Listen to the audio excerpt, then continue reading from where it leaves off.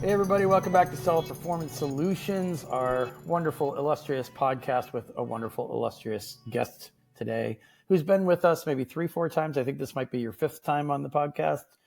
It's Drew Morgans of Marknology. Sure. You're in the neighborhood of 4 or 5. We just passed 5 years of doing this podcast, like last week. So time flies when you're putting a COVID pandemic behind you, right? I think the saying goes, time flies when you're having fun, Chris. I think that's yeah. We're always having fun every time you're on because we know you'll give us the lay of the land in agency world and the straight dope on what you're seeing. My heart goes out to a lot of full service or full account management agencies with some of the brands who I don't know if you'd say they're being pushy in the wrong ways or they're asking weird questions. I understand where it comes from. It's not a lack of empathy because I have some of the same conversations with them on the other side, the appeals, reinstatement, that kind of angle on it. But I know there's kind of this ongoing scrum between brands trying to set agencies against each other or auditioning them or changing agencies. I mean, just because of the competition level and because maybe people aren't making as much money as they used to. But do you get into that fray or do you just kind of say, look, this is our offering. This is what we can do for you. You want to talk to some brands we've worked with in the past. I can give you a couple to talk to, but the rest of it's up to you in terms of how you vet agencies and what kinds of things you're looking for. Is that how you handle it? Yeah. So a lot of our business comes referral inbound. There is some prospecting, there is some outbound that happens, but definitely when you're outbound or prospecting, you're having to hunt. So if you're marketing a product where you're needing to take market share from someone else, that's a different strategy than if it's an open blue ocean and you're just out there saying who you are and what's happening. You know, if I get a direct inbound from somebody, I rarely have to position myself to just say who we are and why we're better. Instead, it's more of how can we help you? And that referral builds it in. So that's a little bit different. But what I will say is it feels more like a, what do they say, buyer's market or seller's market in real estate where the tides change, the climate changes. And I do feel like it's in the brand's favor these days, which is to what deal can I get by switching? How can I get pricing lower? Because agencies are having to pivot and figure out how to stay in business and how to keep growing, much less just plateau and maintain, but how to keep growing. Kind of in a tough spot. I feel like the economy, among a whole bunch of other things, dropping of AI, whether AI is making everything better or not, there's a perception of it doing it. And so all of those things are contributing to brands wanting more for less and being able to get it because the desperation is higher among agency owners, among consultants, among professionals to just get business. When I get a customer, I hear about bad agency experiences all the time. I wouldn't say it's part of our strategy to attack them. And at times, whether people believe it or not, honestly, we'll give them the benefit of the doubt when I'm talking to the brand as far as look, these things happen. Using Vine for a launch and getting a whole bunch of bad reviews back happens. It's not always that the agency messed up or a lot of times they're I just got dropped by an agency. I'm it's probably your fault. And I'll even say that in a joking way to just be kind of clear the air about it. But it's very rare that I'm actively attacking another agency owner. It's just not attacking. I'm working on an article right now and I'll talk to you when you're free about it, but about you took over from another agency. So you had to do some sort of assessment to figure out, do you want them? Do they want you? But you have to look at what the previous agency did. And part of what you're offering, pitching, proposing, the brand, whatever it is going to include they did this for you, we would do this differently. They did that for you, we would do this differently. I would imagine that's happening all the time now. Yes. And that involves being at least a little bit critical. I mean, if you think the previous agency did what you would be doing, and if you think the problem isn't the agency, it's the brand, then you're not going to want their business anyway. So that handles itself. 100%. But in every other case, you're pitching something different. We have a different strategy. So I'm just wondering how... and sometimes it's look, I can understand why they went this way, but we need to go a different way. It's always because that even if you're pointing out where the other agency has failed or dropped the ball, there's an element of them that has a bad taste in their mouth because they paid for that. They're frustrated. Even if I'm telling them opportunity and good advice, there's a level of frustration that they're hearing whenever I say it. And that's a delicate balance to try to do, which is to try to give people critical feedback and then also understanding as you're telling them that what they're feeling. But I feel like my duty or my responsibility as a professional in the space is to say, here's my opinion based on experience, based on learnings, based on whatever. This is what I see. When I'm being paid to tell them that, yeah, it's a lot of times it's not even agency names that I know of that they were with previously. And I don't know how these brands get in front of these agencies. Like, I do believe it's a smaller space, but it's always a name that I'm just like, never heard of them. In the PPC space, it's a lot of the same actors on the SaaS side, I would say, but I would consider them agencies. But it's just like, yeah, I'm not surprised this is a mess coming in here, organization and stuff. But I think it's just a lack of, a ton of agencies jumped into the space. A lot of them can get your products up and put images up and do some keyword research because there's enough YouTubes out there telling them how to do it. And if they want to get it cheap enough, they can. But brand building takes a lot more than just putting stuff up and hoping for a prayer. I think we've already cycled through the people who are like, we're not interested in sharing revenue, which is shrinking with an agency. So we're going to do this all in-house. That usually cycles through and then it doesn't get them any traction. And then they go back into the agency market. You think we're on the other side of that? We're close to the other side of it. Financial stress and duress dictates whether or not some brands are on the other side of it or not. And some people will never be on the other side of it. But that also means maybe they won't continue to sell on Amazon. Everyone else is going to have the sort of come to mama moment where it's like, we need to work with a agency and we can't just think about this as a revenue problem in terms of sharing revenue with somebody else. We have to generate more revenue on this account at all costs. Who's the right person to do it? Because kind of this leads into my next question. Some people are going with the agency that makes the biggest promises, but also poses the biggest risks because they're going to try to leverage tools and tricks that haven't been used in a while that probably aren't compliant. And maybe they never were. I think what's the shame is that, like, if I had to bet, I would say that agencies, like, average retainers per brand or per client have gone down considerably since 21, 22 for everyone across the board. And as profits and profitability and all that has shrunk, so as agency rates. Well, what people need to understand, or brands need to understand, I mean, it's a collective, no one's going to make this change.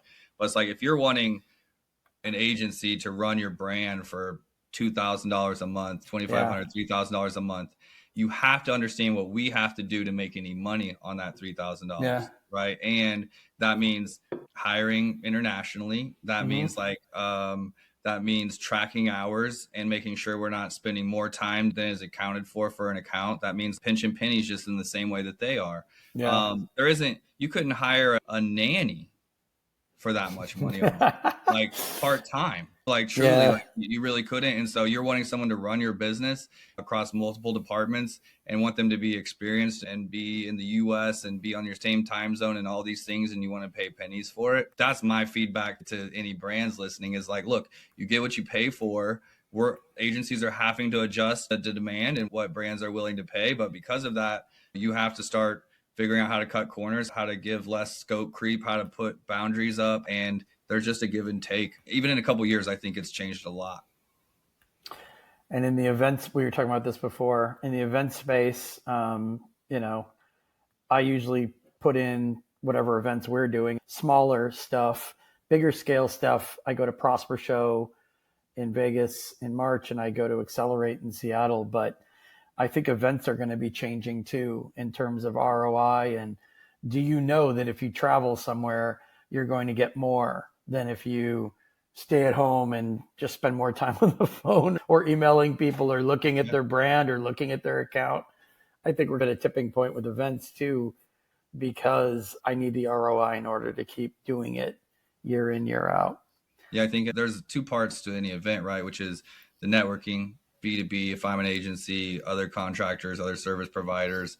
And then there's the brands or the Amazon sellers or the individuals that are trying to learn and be there. Usually events have both elements. The way that the events have any type of ROI for me is to make a partnership with another agency, another service provider, that together we're stronger, because whether that's from a lead perspective, whether that's from a service perspective. If you're not getting that out of the events, then, you just can't I don't believe that you can get the same type of relationships from a phone call as you can from sharing dinner, sharing a meal, events like that. So like the events almost need to tailor to like getting that marketing message. If that's the value we're getting out of it, then focus on that versus paying thousands of dollars to sit in a room and hear a service provider expert. I'm not pointing any fingers, but get up there and rehash something they can see on YouTube or on a podcast, you know? Yeah. Or just the same people over and over at some of the events, which it continues to be a problem. The brands still find the agencies that I've never seen speak anywhere or be anywhere, and they still find these agencies to work with. Oh, I think that's just random TikTok, Instagram, YouTube, or Googling. I think that's all. That happens with us too. People will say we hired so-and-so to do our appeal for reinstatement. And I'm like, okay, I've never heard of them, which means either one of two things. Either they're all ad spend and no content and nothing on their website. Almost every time you're saying the same thing, I think. You go to their website, there's like no information about their background. Barely any names that you can look up on LinkedIn. Well, that's on purpose, right? And if you see somebody like that on stage in an event, you're like, well, they probably paid to be there and there's nothing else to this. Yeah, touche. Here's the last question for this go round. Are you hearing a lot of talk about agencies merging, or do you just think that that's what this year? I've got kind of a pet theory that this might be the year where lots of agencies combine and merge. And we've already seen a couple posts on LinkedIn about it for January. So I think it's been happening. I don't think it's like just a buzz. It's been happening. Like OMG Commerce, an agency close to me of any significance in Springfield, Missouri, they had a roll up, I think, last year. However you want to like phrase it, whether it's like a combination of forces, the same entity, individual entities in a co-op, like, but those types of plays. I honestly, like transparently, have been trying to piggyback on that, not as an acquisition or a merger, but instead, how can I model something that gives me some of the pros of that type of arrangement or that type of merger while I have my own business. So for example, last year, an important move I made, something that really helped my year turnaround, was partnering with several PPC only agencies, not acquiring them, not like merging us, but instead coming up with a service offering that complements us both. We all meet different people. We're all in different parts of the world. Every PPC agency either needs the brand internally or the brand to have a partner that can fix some of the other elements of Amazon. Whereas some agencies are merging to buy their book of business, or some agencies are merging to get their talent on the team, or some agencies are merging to offer something else, like they want to offer TikTok or content or services. Those are all different reasons. For me, it was I can provide, the PPC company doesn't have to lose the brand that they might be pitching or that they have because they need these other things. And how can I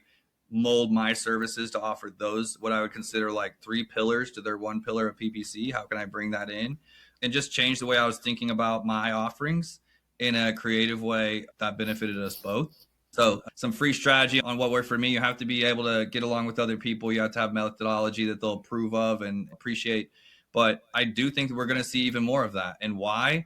Because it's getting harder and harder and harder to not be an individual, like a consultant or an individual contractor with a couple team members, to actually be a legit agency without like some big firm to help you with overhead and to help you with some of those things to scale. And it's either like the smaller guys and girls create some alliances where we're like working together, versus the opposite is like going head to head. Like we kind of started the conversation out.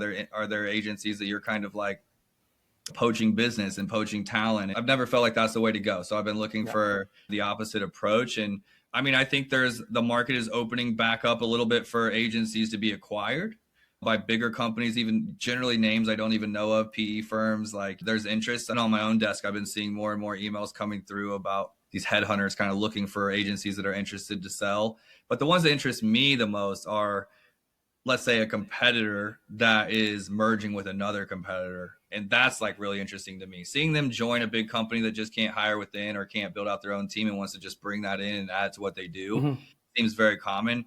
But the merging of like 2 competitors to one or like that, I just, it makes it easier to withstand like the lows. And I think the last couple of years have really tested a lot of smaller agencies to what they can handle. For sure. Definitely agree. Well, whether people see you in Vegas or New York or one of these other wonderful cities, where can people reach you if they have questions, comments? Yeah, I'm on LinkedIn, Andrew Morgans. Website is marknology.com. I've got a YouTube channel and Instagram. I try to be kind of everywhere. Besides the events, like reach out there, tag me in something, say hi on LinkedIn. This is for me this year. 2026 is like I'm kind of giving a reboot to my own content, and the last couple of years have been real internal, just like feeding the team, trying to get Marknology where it needs to be, and absolute focus like internally. And I'm excited this year to hopefully be putting out more content and sharing those lessons with the rest of us on some of the stuff I've learned the last couple of years. Yeah, and we'll keep helping you share. Thanks for having me back on. I guess I want to know if it's officially 5 or not. 5 years is quite the accomplishment. I commend you for that. Yeah, Leah and I put a lot into it, so it's 5 years. Who knew?